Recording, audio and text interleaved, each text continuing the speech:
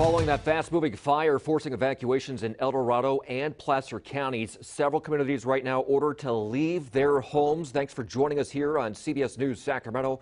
I'm Kurtis Ming. More than 1,200 acres now burned since this fire started yesterday near the Oxbow Reservoir in Placer County. It's now pushing into El Dorado County, and there is zero containment. First things first, let's run down the evacuations. Mandatory evacuations right now in Forest Hill, Gorman Ranch, Chicken Hawk, Michigan Bluff, Bath Road, and Crystal View Lane. In El Dorado County, Volcanoville is under an evacuation order, while the community of Quintet is under an evacuation warning. Placer County opening up evacuation centers for these fire victims, fire evacuees. People can go to the Bell Road Baptist Church on Bell Road in Auburn or the Forest Hill Memorial Hall on Harrison Street in Forest Hill. People who are under mandatory evacuation orders can also take their pets to the Placer County Animal Services Center on B Avenue. CBS 13 out on scene. Our own Brady Halbeib is live in Forest Hill right now with more on the evacuations underway there.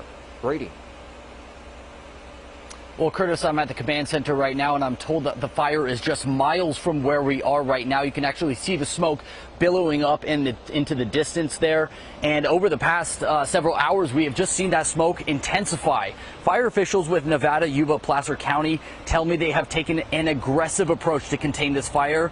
They have more than 500 firefighters on the ground working to suppress the fire. Many of them have been working between 24 and 36 hours straight. They have also dozens of trucks and equipment with direct suppression on the fire, with more on the way, but conditions are making it extremely difficult and dangerous. The combination of dry heat, drought conditions, and dead timber are fueling this fire to be out of control, and on top of that, steep topography in this area is making it extremely hard to contain this fire.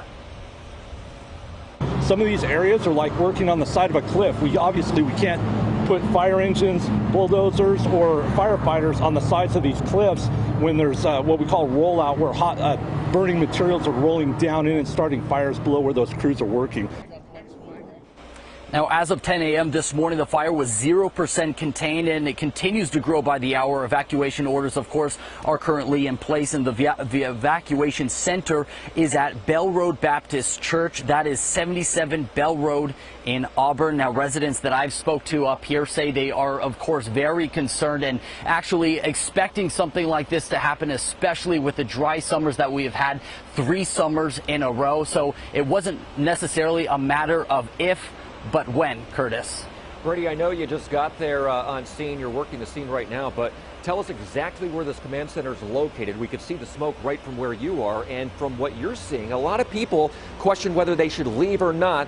Of course, the first responders are saying get out of the area now, but I'm curious if you're seeing traffic backed up, if people seem to be following these warnings. Well, earlier today, Curtis, when I was driving up here, you could actually see several cars driving down the road with a lot of stuff in the back of their cars, and it was definitely a busy road where traditionally it's not that necessarily busy. But from some of the people that I've spoken to here say that the sheriffs have actually come by, sheriff deputies have come by, knocked on their door, have told them to leave, get out of the area, and told them the location where they can go. But where we are right now, this command center is just up the road from Forestville High School. So that, I would say, just about a half a mile north of Forest Hill High School. All right, Brady, thanks so much. We'll check back in with you later on in our newscast, but I'm going to give people a perspective of exactly what we are talking about. The fire located right over here. This is right at Oxbow Reservoir. This is where the fire broke out yesterday. And what I'm going to do is pull out just a little bit here, and I'm going to show you a heat map. This is going to show you exactly where this fire is burning. Brady is over here in Forest Hill, and if I go through this map right here, it's going to show you that we have a lot of steep terrain in this area, and you can see by the colors how recent there has been fire detected, and the oranges and the yellows are longer ago, but you can see right now the fire is making a run to the east in this canyon. In fact, let me show you some of these areas right here. You can see how close it is to Forest Hill, burning just east of town here. Again, where Brady's located is right in the heart of Forest Hill. And then you have the Michigan Bluff area, which is right over here.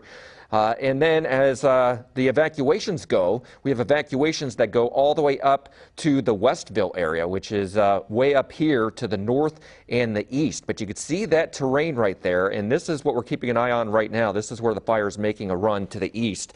And as I go into these canyons, you can see that just the terrain right here, a lot of terrain for this fire to burn through. But I want to give you another idea of the power of this fire. Right here is an alert wildfire camera. The Forest Service is at Bald Mountain. Take a look at this time lapse just over the past hour or so. And this really struck CBS 13 Chief Meteorologist Nic Merianos. Let's bring him in now. And Nick, when you see these pictures, describe what you're seeing. Yeah, so quite a bit of things going on here, one of which this is called a pyrocumulus cloud. So you're seeing a few things. Notice one, the smoke plume kind of goes vertical. So it tells us we don't have a lot of wind to work with.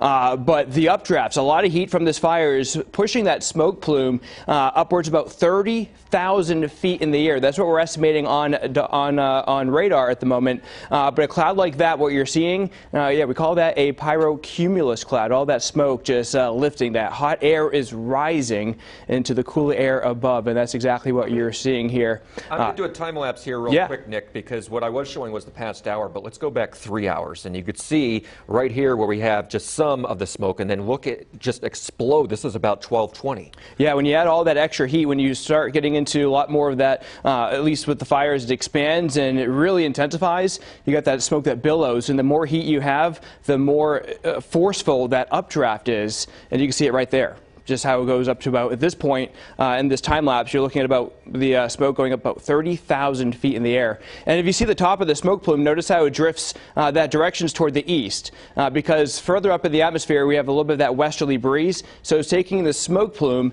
and pushing it east, uphill, and into the crest of the Sierra. Incredible pictures here, and let's talk about the conditions the firefighters are up against right now. Yes, a lot of heat and a lot of dry air in place. So we already talked about the pyrocumulus cloud. On satellite, you can kind of see this pretty well. These are thunderstorms on the eastern crest of the Sierra, but right here, that's the fire itself and the Mosquito Fire, all that smoke seen from satellites from space, and that's the blow up right there when we're seeing the pyrocumulus cloud really ramping up about 2 hours ago. On radar, you can see the smoke with that pushing its way toward the northeast. So a lot of that's crossing over I-80 right now. And again, as Kurtis just mentioned, right along the Forest Hill area, back toward the east, some steep terrain. And the terrain goes all the way up to hit the crest of the Sierra toward Donner Pass to the northeast. But overall, right now, radar is estimating the smoke plume to be about 17,000 feet. So not as high as what it was, but still very impressive